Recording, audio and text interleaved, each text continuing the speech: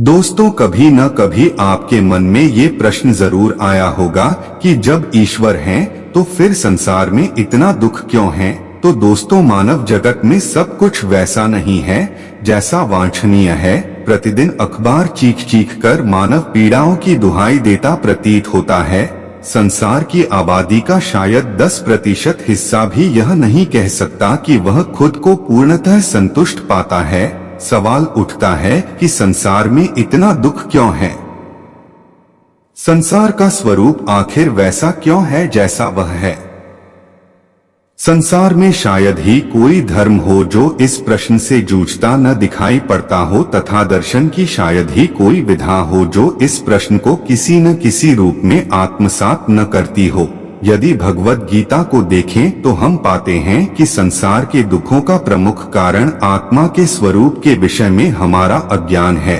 हम स्वजनों की मृत्यु की आशंका से ही भयभीत हो जाते हैं। हमने जो भी अर्जित किया या पाया है उसकी हानि की शंका भी हमारी चेतना को कभी पूर्णतया स्वच्छंद नहीं होने देती। गीता में कृष्ण अर्जुन को यही शिक्षा देते हैं कि जन्म मृत्यु की घटनाएं आत्मा के पुराने वस्त्रों का त्याग कर नए वस्त्रों को धारण कर लेने मात्र से बढ़कर कुछ नहीं है, चूंकि आत्मा ही एकमात्र संसार में शाश्वत तत्व है।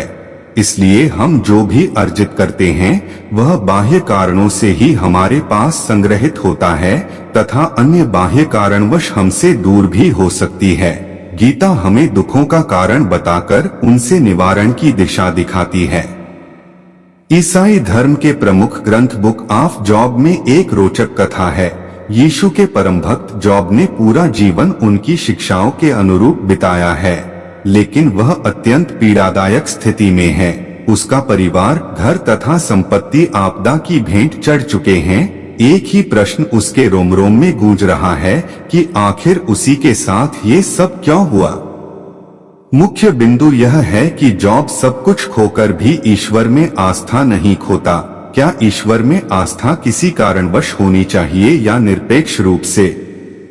बौद्ध तथा जैन दर्शन श्रमण परंपराएं कहलाती हैं तथा निरश्वरवादी हैं।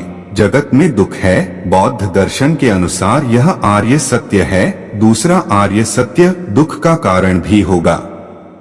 तीसरा, दुख का कारण है तो उसका निराकरण भी होगा। चौथा, आर्य सत्य यह है कि यदि दुख का निराकरण है तो दुख निवृत्ति का मार्ग निश्चित ही है। किंतु बौद्ध दर्शन के अनुसार अपनी पीड़ाओं का निराकरण स्वयं की तत्परता तथा श्रम से होगा। इसके लिए बौद्ध दार्शनिक शील, समाधि तथा प्रज्ञा जैसे सद्गुणों का मार्ग सुझाते हैं। वहीं दूसरी ओर जैन दार्शनिक रत्नत्रय अर्थात सम्यक दर्शन, सम्यक ज्ञान तथा सम्यक चरित्र अपनाने के लिए प्रेरित करते हैं। किंतु दुख तथा ईश्वरीय सत्ता के बीच असंगता अपरिहार्य रूप में दिखाई पड़ती है। ईश्वर की अवधारणा में ही उसके सर्वशक्तिमान, सर्वज्ञ तथा करुणामय होने की अवधारणाएं अंतर्निहित हैं। यदि ऐसा है तो वह हमारी पीड़ाओं से अनभिज्ञ नहीं हो सकता, किंतु ज्ञान होते हुए भी वह उनका निराकरण न करे ऐसा असंभव है। जब मनुष्य की पीड़ाओं के निराकरण का उपाय ईश्वर के पास उपस्थित है, तब जगत में जीवन इतना पीड़ादायी क्यों है?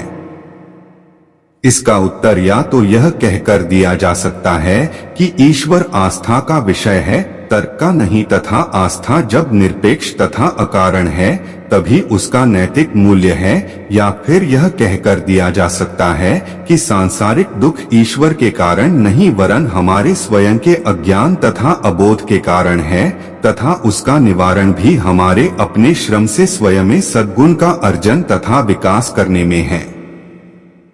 तो दोस्तों, आप इसके बारे में क्या कहेंगे? कमेंट में जरूर बताएं।